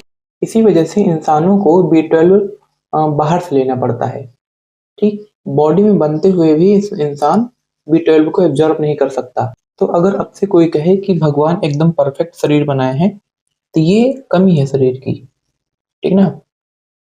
B12 एब्जॉर्ब ही नहीं हो रहा है, बनते हुए भी एब्जॉर्ब नहीं हो रहा है, इसका मतलब परफेक्शन तो है नहीं। इसी प्रॉब्लम को दूर करने के लिए कुछ जानवर क्या करते हैं, वो अपने ही वेस्ट को खाने लगते हैं, ताकि जो B12 बाहर निकला है वो दोबारा से स्मॉल इंटेस्टाइन से गुजर सके और आसानी से एब्जॉर्ब हो सके। आई बात समझ में? इस प्रोसेस को कोप्रोफेगी कहा जाता है। आई बात समझ में? कौन कौन से जानवर हैं जो ऐसा काम करते हैं? सबसे पहला है खरगोश, रैबिट। आई बात समझ में? दूसरा क्या होता है? दूसरा है गिनी पिग, ठीक है, ये भी यही काम करते हैं। तीसरा जो दुनिया का सबसे बड़ा रोडेंट होता है, कैपिबेरा, ये भी यही काम करते हैं। फोटो लगा देंगे, देख लेना, ठीक। तीसरा जो जिस होता है, हैमस्टर होता है, इसकी फोटो लगा देंगे हम। चौथा जो होता है और जिसके बारे में हमको एकदम भरोसा नहीं था कि ये भी ऐसा काम करते होंगे, रैट या फिर माइस, ठीक। ये भी सेम ही काम करते हैं। चूहे अपनी डाइट का 5 से 10% हिस्सा अपनी वेस्ट से पूरा करते हैं। आई बात समझ में? ठीक है। एक और जानवर है कोआला, वो भी यही सेम काम करता है, ठीक। ये सारे सारे जानवर अपनी ही वेस्ट को खाते हैं ताकि इनको B12 आसानी से मिल सके। आई बात समझ में? अब B12 कौन बना सकते हैं? B12 खाली बैक्टीरिया बना सकते हैं। अब जिन जिन चीजों में बैक्टीरिया पाया जाएगा वहां पे B12 का सोर्स भी होगा अच्छा खासा। इंसान B12 कहाँ से प्राप्त करते हैं? दूध से, ठीक है, मिल्क कह सकते हैं, कर्ड से, पनीर से मिल सकता है उनको। आई बात समझ में? चीज से भी मिल सकता है उन लोग को, अच्छा खासा B12 मिलता है यहाँ पे, ठीक। और जो होता है फोर्टिफाइड सीरियल्स होते हैं। फोर्टिफाइड का मतलब जिसमें अलग से उसको न्यूट्रिशनलाइज किया जाता है, उनको फोर्टिफाइड सीरियल्स कहा जाता है। मतलब उसमें न्यूट्रिशंस अलग से ऐड किया जाता है, फोर्टिफाइड सीरियल्स। इसके अलावा क्या होगा? सोया मिल्क होगा और आलमंड मिल्क होता है, ओट मिल्क होता है, इसमें भी अच्छा खासा B12 पाया जाता है, ठीक। जो सुपर फूड है वो होता है न्यूट्रिशनल ईस्ट, ठीक है। ये क्या होता है? ये वीगन, इसको वीगन्स का सुपर फूड कहा जाता है। वीगन मतलब जो प्योर वेजिटेरियन होते हैं उनके लिए सुपर फूड होता है।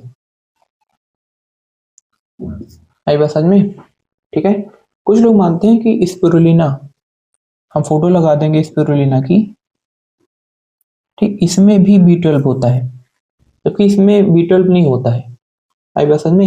ये फिर कहते हैं कि फर्मेंटेड सोया में भी B12 होता है, जबकि उसमें B12 नहीं होता, उसमें सूडो B12 होता है। मतलब उसका जो स्ट्रक्चर होता है वो B12 की तरह होता है, लेकिन वो एक्चुअल में B12 नहीं होता है। शरीर इस सूडो B12 को एब्जॉर्ब नहीं कर सकता। आदि बात समझ में? एक डिसीज होता है परनीसिस एनीमिया। इसमें क्या होता है, शरीर में B12 इतना कम हो जाता है कि शरीर में एनीमिया हो जाता है। लेकिन प्रॉब्लम क्या होती है? प्रॉब्लम होती है शरीर के एब्जॉर्प्शन मैकेनिज्म में। शरीर B12 को एब्जॉर्ब ही नहीं कर पाता। आई बात समझ में? क्यों नहीं एब्जॉर्ब कर पाता? इसको समझने के लिए हम लोग को इंट्रिंसिक फैक्टर समझना होगा। शॉर्ट में इसको IF कहा जाता है। ये क्या होता है? ये एक तरीके का प्रोटीन होता है, ठीक है, जो पेट में बनता है। ये क्या करता है, B12 को स्मॉल इंटेस्टाइन तक लेके जाता है। हमारा इम्यून सिस्टम क्या करता है, वो पीरियटल सेल पे हमला कर देता है। इससे क्या होगा, यही पीरियटल सेल इंट्रिंसिक फैक्टर को बनाती है। अब ये सेल इंट्रिंसिक फैक्टर को नहीं बनाएगी, तो ये नहीं बनेगा तो B12 स्मॉल इंटेस्टाइन तक नहीं जा पाएगा। अगर ये स्मॉल इंटेस्टाइन तक नहीं जा पाएगा तो शरीर में B12 का एब्जॉर्प्शन नहीं होगा। एब्जॉर्प्शन नहीं होगा तो B12 की क्वांटिटी कम हो जाएगी और हमको एनीमिया हो जाता है, जिसको कहा जाता है परनीसियस एनीमिया। आई बात समझ में? ठीक है, ये इंपॉर्टेंट मैकेनिज्म है। अब इसमें डाइट का कोई रोल नहीं है, हम कितना भी B12 लेंगे हमारे शरीर में वो एब्जॉर्ब ही नहीं होगा। ठीक, प्रॉब्लम कहाँ पे है? प्रॉब्लम है इम्यून सिस्टम में, जो कि इस सेल को खत्म कर दे रहा है। आदि बात समझ में? यहाँ पे हमारा B12 खत्म होता है और सारे सारे B कॉम्प्लेक्स भी खत्म होते हैं। हमारा अगला जो सबसे इंपॉर्टेंट विटामिन है, इसके बारे में एग्जाम में पूछा जा सकता है, वो है विटामिन C। ठीक है, इसका केमिकल नेम जो होता है, इसको स्कॉर्बिक एसिड भी कहा जाता है। ठीक, और ये इम्यूनिटी बूस्टर होता है। ठीक है, अगर हम विटामिन C का इंटेक करते हैं, इससे हमको आसानी से बीमारी नहीं लगती है। विटामिन C जो होता है वो हाईली सेंसिटिव टू हीट और लाइट होता है। मतलब थोड़ा सा भी हीट अगर लाइट इसको मिलती है तो इसका नेचर खत्म हो जाता है। आई बात समझ में? ठीक है, ऑक्सीजन की प्रेजेंस में भी विटामिन C का नेचर खत्म हो जाता है, इसकी इफेक्टिवनेस कम हो जाती है। ठीक, विटामिन C क्या होता है, ये रिड्यूसिंग एजेंट होता है। मतलब क्या करेगा, ये अपना इलेक्ट्रॉन किसी सामने वाले को देगा और उसको रिड्यूस करेगा। और ऑक्सीजन क्या होता है, ऑक्सीजन होता है ऑक्सीडाइजिंग एजेंट। अगर ऑक्सीजन ऑक्सीडाइजिंग एजेंट होता है, ठीक है, तो ऑक्सीजन की प्रेजेंस में ये विटामिन C क्या करेगा, अपना इलेक्ट्रॉन ऑक्सीजन को दे देगा। ठीक है, तो इसका रिड्यूसिंग नेचर खत्म हो जाएगा और इसका जो एग्जिस्टेंस होता है वो इसके रिड्यूसिंग नेचर की वजह से ही होता है। आई बात समझ में? ठीक ना? अब हम देखते हैं कि विटामिन C का फंक्शन क्या होता है। विटामिन C का सबसे इंपॉर्टेंट फंक्शन होता है कोलेजन सिंथेसिस। ठीक ना?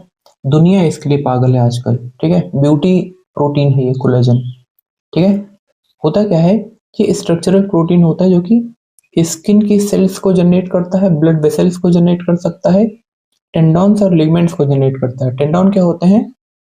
टेंडॉन मसल को हड्डियों से जोड़ के रखते हैं। आई बात समझ में? लिगमेंट क्या होता है? जहाँ हड्डियां हड्डियां जुड़ी रहती हैं, दो हड्डियां जुड़ी रहती हैं, उसको लिगमेंट कहा जाता है। आई बात समझ में? जैसे जॉइंट्स होता है, घुटना हो गया, ठीक, और ये एल्बो हो गया हाथ का, इसको लिगमेंट कहा जाता है। ठीक है, ये एंटीऑक्सीडेंट का प्रोटेक्शन करता है। ठीक, होगा क्या, ये खुद रिड्यूसिंग एजेंट होता है। तो जो रेडिकल्स जनरेट होता है बॉडी में, ऑक्सीजन के रेडिकल हो गए, पेरोक्साइड का रेडिकल हो गया, हाइड्रोक्साइड का जो रेडिकल हो गया, इन सबको इलेक्ट्रॉन देता है। अगर इनको इलेक्ट्रॉन देगा तो ये डीएनए को डैमेज करना खत्म बंद कर देंगे। ठीक है, स्किन सेल्स को डैमेज करना बंद कर देंगे। इससे क्या होगा, इससे ऑक्सीडेटिव स्ट्रेस कम होता है। इसके पहले बता चुके थे ऑक्सीडेटिव स्ट्रेस की वजह से क्या क्या चीजें होती हैं। ठीक है, पिगमेंटेशन होता है, चेहरा डल हो जाता है। ठीक, तो विटामिन C की होने की वजह से क्या होता है, ऑक्सीडेटिव स्ट्रेस घटेगा, रेडिकल्स न्यूट्रलाइज होंगे। ठीक है, और ये क्या करेगा, नॉन हीम आयरन के एब्जॉर्प्शन को बढ़ा देता है। ठीक, अब ये क्या होता है, नॉन हीम आयरन, हीमोग्लोबिन में भी आयरन पाया जाता है। ठीक है, नॉन हीम आयरन का मतलब हुआ कि ऐसा आयरन जो कि हीमोग्लोबिन के अलावा किसी चीज में पाया जाता है, जैसे कि लेंटिल दाल और पालक में जो आयरन पाया जाता है उसके एब्जॉर्प्शन को विटामिन सी इनहेंस कर देता है, बढ़ा देता है। ठीक है, और ये क्या करता है, डब्ल्यूबीसी बढ़ाता है। डब्ल्यूबीसी बढ़ाता है तो हमारी इम्यून सिस्टम बहुत मजबूत होती है। ठीक है, लोगों को कहते सुने होंगे तुम लोग कि विटामिन सी खाने से क्या होता है, रोगों से लड़ने की पावर बढ़ती है शरीर की। इसी वजह से बढ़ती है क्योंकि डब्ल्यूबीसी का प्रोडक्शन बहुत ज्यादा इंक्रीज हो जाता है। आई बात समझ में। अब हम देखते हैं विटामिन सी की डिफिशियंसी से क्या होता है। सबसे इंपॉर्टेंट है स्कर्वी, और ये एग्जाम में पूछा गया है। आई बात समझ में, विटामिन सी की डिफिशियंसी से कौन सा रोग होता है या फिर स्कर्वी किसकी डिफिशियंसी से होता है। ठीक है, इसमें क्या होता है, हमारे मसूड़ों से खून आने लगता है, गम्स ब्लीड करने लगते हैं, उसमें सूजन आ जाती है। ठीक है ना। टूथ लॉस मतलब दांत टूटने लगते हैं। क्यों? क्योंकि कोलेजन, अगर शरीर में कोलेजन का प्रोडक्शन नहीं होगा तो हमारे दांत क्या होंगे, ढीले हो जाएंगे और टूटने लगेंगे। स्किन पे रेड कलर का या फिर बैगनी कलर का, पर्पल कलर का निशान बढ़ जाता है, और वो होता है ब्लड वेसल्स के फटने की वजह से। ठीक है, शरीर में डब्ल्यूबीसी नहीं बनेगा तो हमारा घाव आसानी से भरेगा नहीं। ठीक है, जॉइंट पेन होगा, टेंडन्स और लिगामेंट्स क्या होंगे, कमजोर हो जाएंगे, शरीर में खून की कमी हो जाएगी क्योंकि आरबीसी नहीं बनेगा अच्छे से। ठीक, स्किन ड्राई हो जाएगी। कॉर्क स्क्रू हेयर का मतलब हुआ कि हमारे बाल क्या हो जाते हैं, टेढ़े मेढ़े हो जाते हैं। आई बात समझ में। अब हम देखते हैं कि विटामिन सी के सोर्सेज क्या होते हैं। एक फल होता है ककड़ू प्लम। ठीक है, दुनिया में सबसे ज्यादा विटामिन सी ककड़ू प्लम में ही पाया जाता है। ठीक है, अभी तक हमको लगता था कि आंवला में सबसे ज्यादा होता है, बट ककड़ू प्लम में 3000 मिलीग्राम होता है पर 100 ग्राम। ठीक है, उसके बाद आता है आंवला 600 से 700। आंवला के बाद आएगा गुआवा। गुआवा के बाद आता है कीवी। गुआवा में 228 मिलीग्राम होता है, इसमें 93 मिलीग्राम होगा। फिर आता है पपाया, इसमें 60 मिलीग्राम होता है। पपाया के बाद आता है स्ट्रॉबेरी, इसमें 58 मिलीग्राम होगा। इसके बाद आएगा ऑरेंज और लेमन, इसमें 53 मिलीग्राम होता है। आई बस में मेन को कितनी जरूरत होती है, एक एडल्ट मेन को 90 मिलीग्राम पर डे जरूरत पड़ता है। ठीक है, और वुमेन को 75 मिलीग्राम पर डे जरूरत होती है। आई बस में, तो अगर हम एक कीवी खाएं तो हमारा विटामिन सी का डेली डोज आसानी से पूरा हो सकता है, डेली रिक्वायरमेंट आसानी से पूरा हो सकता है। अब हम पढ़ेंगे विटामिन डी के बारे में। विटामिन डी को सनशाइन विटामिन भी कहा जाता है। स्किन इसको आसानी से सनलाइट से सिंथेसाइज कर सकती है। ठीक है, इसके दो फॉर्म होते हैं। पहला फॉर्म होता है एर्गो कैल्सिफेरॉल, इसको विटामिन D2 भी कहते हैं। दूसरा फॉर्म होता है विटामिन D3, इसको कोलेकैल्सिफेरॉल भी कहते हैं। ठीक, ये जो D2 विटामिन होता है इसका सोर्स होता है प्लांट। ठीक, यूवी एक्सपोर्ट मशरूम से बनता है या फिर फोर्टिफाइड फूड्स में पाया जाता है। फोर्टिफाइड फूड का मतलब हुआ कि ऐसा फूड जिसमें अलग से विटामिन D2 डाला जाता है, उसको फोर्टिफाइड फूड कहते हैं। अरे बात समझ में। जो D3 विटामिन होता है कोलेकैल्सिफेरॉल, ये स्किन खुद सिंथेसाइज करती है। ठीक है, सनलाइट के प्रेजेंस में स्किन अपने आप ये विटामिन D3 सिंथेसाइज करती है। ठीक है, विटामिन डी बहुत यूजफुल विटामिन है। इसके फंक्शंस क्या क्या होते हैं। सबसे पहले ये कैल्शियम के एब्जॉर्प्शन में बहुत ज़्यादा हेल्प करता है, उससे हड्डियां मजबूत होती हैं, मसल्स में पेन नहीं होता है। ठीक, अगर किसी बच्चे में विटामिन डी की कमी हो जाती है तो उसको रिकेट्स हो जाता है। रिकेट्स की हम वहाँ फोटो लगा देंगे। इसमें क्या होता है, पैर ऐसे मुड़ जाते हैं, जिन पैर को एकदम सीधा होना चाहिए था वो पैर ऐसे तिरछे हो जाते हैं। आई बात समझ में। एडल्ट्स में विटामिन डी की कमी से ओस्टियोमेलेसिया हो जाता है, इसमें भी हड्डियों में काफी ज्यादा पेन रहता है और हड्डियां तिरछी हो जाती हैं। रिकेट्स में क्या होता है, दांतों पे भी इसका असर पड़ता है। ओवरऑल अगर हम बात करें, जहाँ पे भी कैल्शियम का इस्तेमाल होगा वो सारी चीजें डैमेज होना शुरू हो जाती हैं।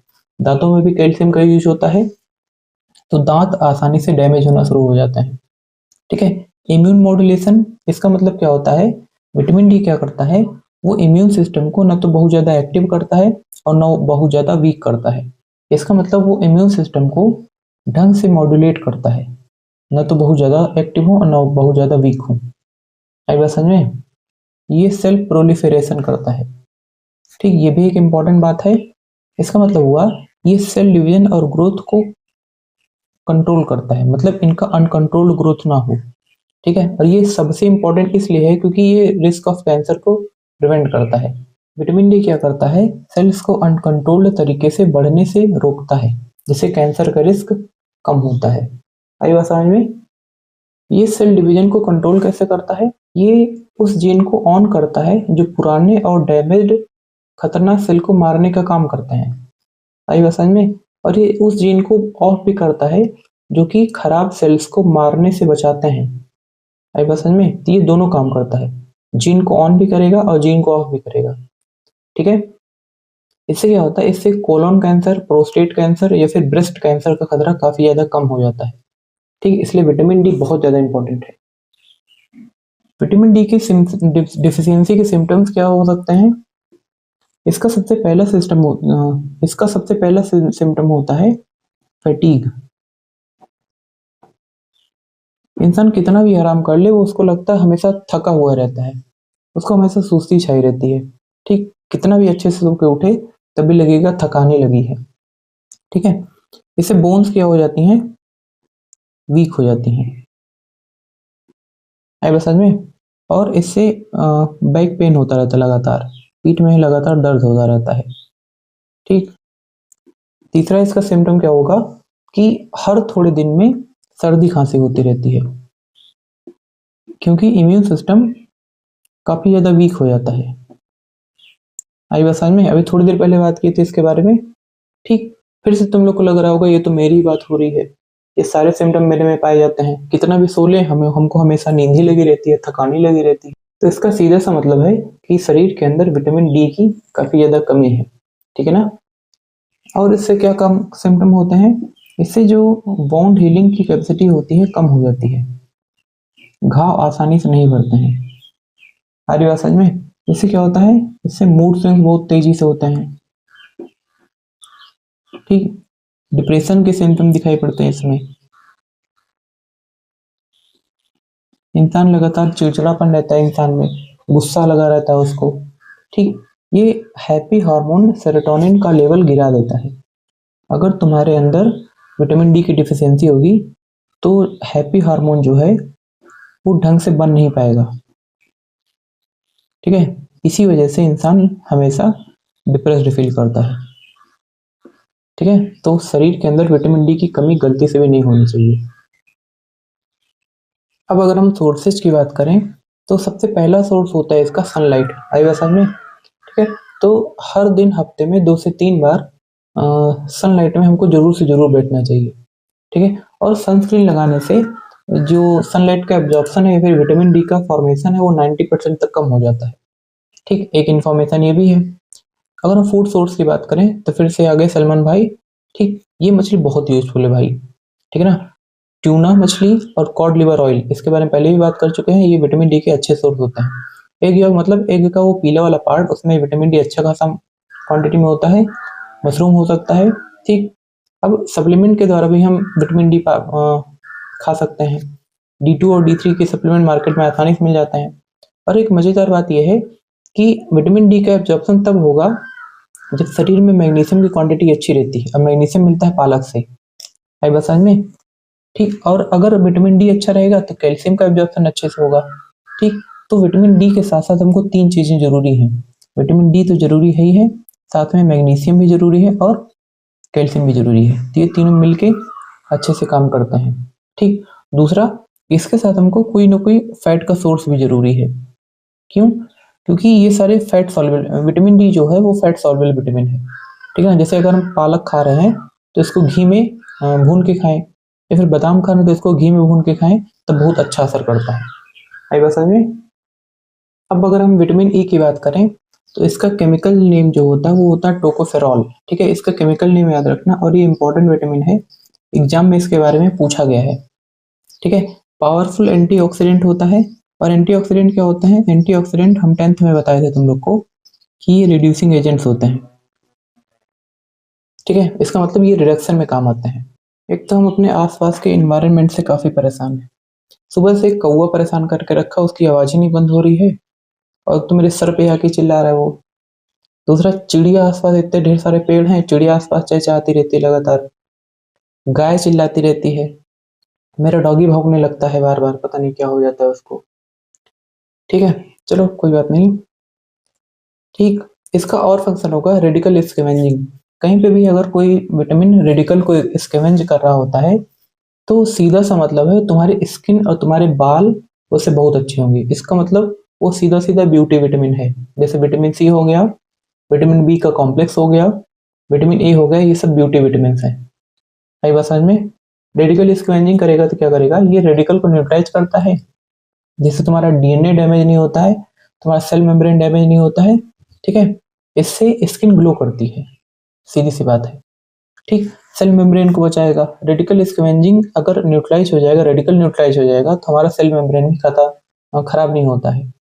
ठीक, इम्यून सिस्टम को बेटर करता है। ठीक, ये क्या करता है, ये टी सेल डिवीजन को इनहेंस कर देता है। ये टी सेल्स वायरस बैक्टीरिया को भी खत्म करती है। ये टी सेल जो होता है WBC को ही टी सेल कहा जाता है। अब ये जो विटामिन ए होता है आई और स्किन हेल्थ के लिए भी जरूरी होता है।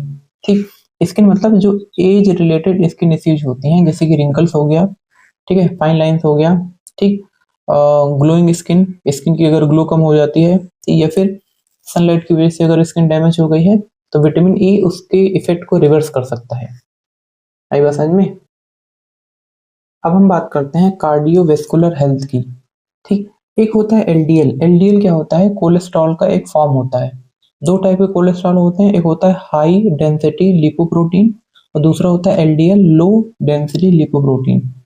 ठीक है, एलडीएल का ऑक्सीडाइज्ड फॉर्म काफी ज्यादा खतरनाक होता है। ठीक है, और एलडीएल को ऑक्सीडाइज कौन करेगा, मतलब एलडीएल से इलेक्ट्रॉन लेगा कौन, एलडीएल से इलेक्ट्रॉन लेते हैं ये फ्री रेडिकल्स। आई बात समझ में? ये कहीं से भी इलेक्ट्रॉन ले लेते हैं, ये डीएनए से इलेक्ट्रॉन ले लेके डीएनए डैमेज कर रहे हैं, ये सेल मेम्ब्रेन से इलेक्ट्रॉन लेके सेल मेम्ब्रेन को डैमेज कर रहे हैं। ठीक, ये एलडीएल से इलेक्ट्रॉन लेके एलडीएल को डैमेज कर रहे हैं। अब ये एलडीएल क्या करता है, इसका ऑक्सीडाइज्ड फॉर्म ये जाके आर्टरीज में चिपक जाता है। ठीक, आर्टरी जो होते हैं जिधर से ब्लड फ्लो हो रहा होता है। ठीक, अब ये जाके आर्टरी में चिपक जाएगा तो ब्लड फ्लो क्या होगा, कम हो जाएगा। अगर ब्लड फ्लो कम होगा तो हार्ट को क्या करना पड़ेगा, ज्यादा काम करना पड़ेगा, ब्लड पे ज्यादा प्रेशर लगाएगा। ठीक है, इससे क्या होता है, हार्ट पे बहुत बुरा फर्क पड़ता है। ठीक है, इससे हार्ट अटैक आने का चांस भी बढ़ जाता है। ठीक, अब सारी प्रॉब्लम कहाँ से हो रही है, इस फ्री रेडिकल की वजह से हो रही है। अब हम फ्री रेडिकल्स बनते कैसे हैं ये हम बता चुके हैं तुम लोग को, अनहेल्दी लाइफस्टाइल की वजह से, जंक फूड की वजह से। ठीक है, ये सारे रीजंस है, स्ट्रेस की वजह से भी फ्री रेडिकल जनरेट होते हैं। अब विटामिन, इसको क्या चाहिए, इलेक्ट्रॉन चाहिए। इसको इलेक्ट्रॉन कौन देगा, इसको इलेक्ट्रॉन देगा विटामिन ई, इसको इलेक्ट्रॉन देगा विटामिन सी। ठीक, दोनों इलेक्ट्रॉन देते हैं इसको। तब हम जितना ज्यादा विटामिन ए लेते हैं उतना कम फ्री रेडिकल बनेगा, जितना कम फ्री रेडिकल बनेगा उतना ही एलडीएल कम ऑक्सीडाइज होगा। ठीक, और उससे ब्लड फ्लो आसानी से होगा। दूसरा प्रॉब्लम क्या है, ब्लड क्लॉटिंग जब होती है तो वो प्लेटलेट क्या होते हैं, आपस में ढेर सारे प्लेटलेट चिपकने लगते हैं। ठीक है, जहाँ पे घाव होता है वहाँ पे ढेर सारे प्लेटलेट चिपक जाते हैं और ब्लड को क्लॉट कर देते हैं, खून बहना बंद हो जाता है। प्रॉब्लम क्या है, जब विटामिन ई की कमी होती है शरीर में तो ये प्लेटलेट बहुत ज्यादा चिपकने लगते हैं, एक्सेसिव स्टिकिंग करने लगते हैं। इससे क्या होगा, इससे ब्लड को फ्लो होने में, अंदर शरीर के अंदर ब्लड को फ्लो होने में और दिक्कत होगी। इससे भी हार्ट अटैक का खतरा बढ़ जाता है। आई बात समझ में? जब हार्ट ज्यादा काम करेगा ताकि ब्लड फ्लो कर सके, ठीक, तब हार्ट अटैक का खतरा बढ़ जाता है। अगर ब्लड के फ्लो होने में दिक्कत होगी, स्ट्रोक क्या होता है, स्ट्रोक होता है ब्रेन में। आई बात समझ में? हार्ट काम करना बंद कर देगा तो हार्ट अटैक हुआ। अगर ब्रेन काम करना बंद कर देगा, और ब्रेन काम करना तब बंद करेगा जब ब्रेन तक ब्लड नहीं पहुंचेगा, ठीक है, तब उसको स्ट्रोक कहा जाता है। आ रही बात समझ में? ठीक है, विटामिन ई क्या काम करता है, इसकी एक्सेसिव स्टिकिंग को रोकेगा। ठीक, और ब्लड को क्या करता है, थिन करता है, ब्लड थिनर होता है, बहुत ज्यादा थिनर नहीं लेकिन हल्का फुल्का ब्लड को थिन करता है, ताकि ब्लड फ्लो बहुत आसानी से हो। अब देखते हैं कि इसकी डिफिशियंसी से क्या होता है। सबसे पहला प्रॉब्लम होगा मसल वीकनेस, जो कि होता है ऑक्सीडेटिव स्ट्रेस की वजह से। ठीक है, दूसरा लॉस ऑफ कोऑर्डिनेशन होगा, मतलब नर्व डैमेज की वजह से होगा ये। विजन प्रॉब्लम होगा, देखने में दिक्कत होगी विटामिन ई की डिफिशियंसी से, इम्यून सिस्टम वीक होगा। और सबसे इंपॉर्टेंट है ये पेरिफेरल न्यूरोपैथी। इसमें क्या होता है, पेरिफेरल का मतलब होता है बाहर की नर्व्स, न्यूरोपैथी मतलब होता है नर्व्स। ठीक है, ब्रेन और जो बैक बेन होता है इनकी आउटर नर्व्स डैमेज हो जाती हैं। ठीक, बाहर की नर्व्स जो होती हैं डैमेज हो जाती हैं। इससे क्या होता है, हाथ पैर सुन्न पड़ जाते हैं, नमनेस आ जाती है इसमें।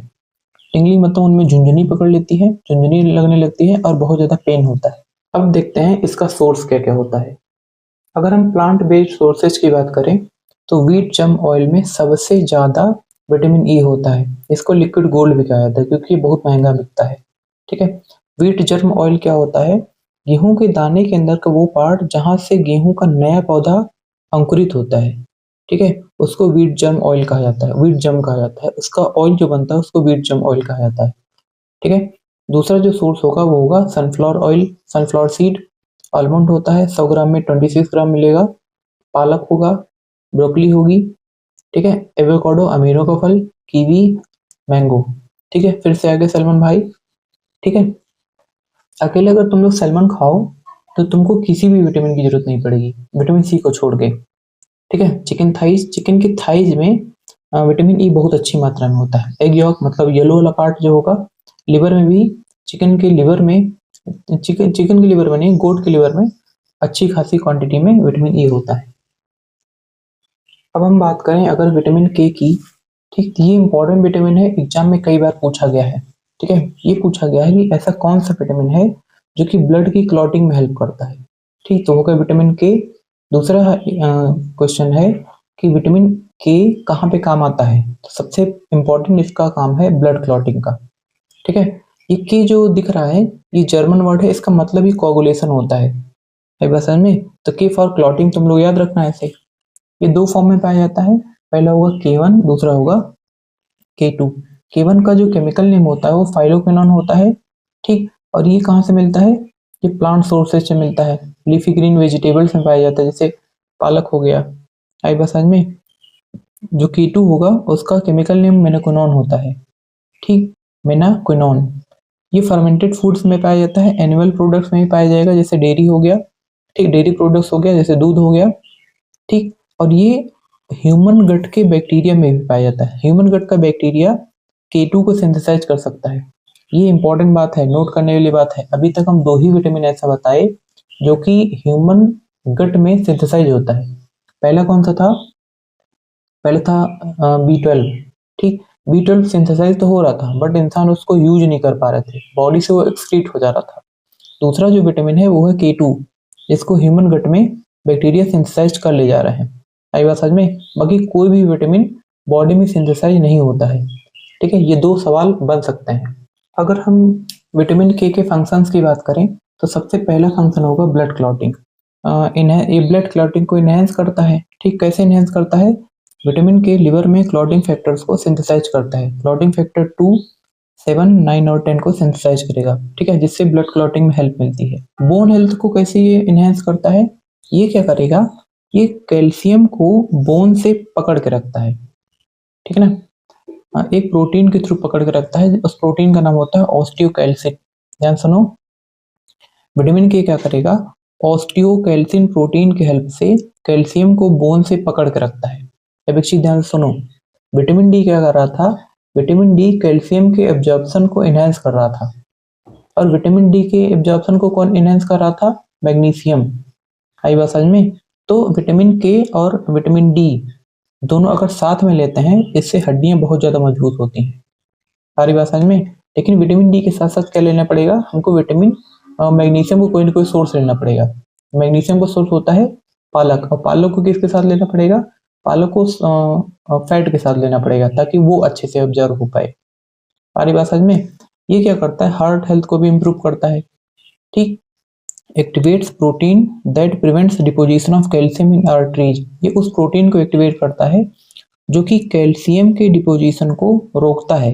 कहाँ पे रोकता है, मतलब कहाँ पे डिपॉजिट होने से रोकता है, आर्टरीज में। अगर कैल्शियम आर्टरीज में डिपॉजिट हो जाएगा तो इससे ब्लड फ्लो में दिक्कत होगी, फिर से हार्ट को ज्यादा काम करना पड़ेगा।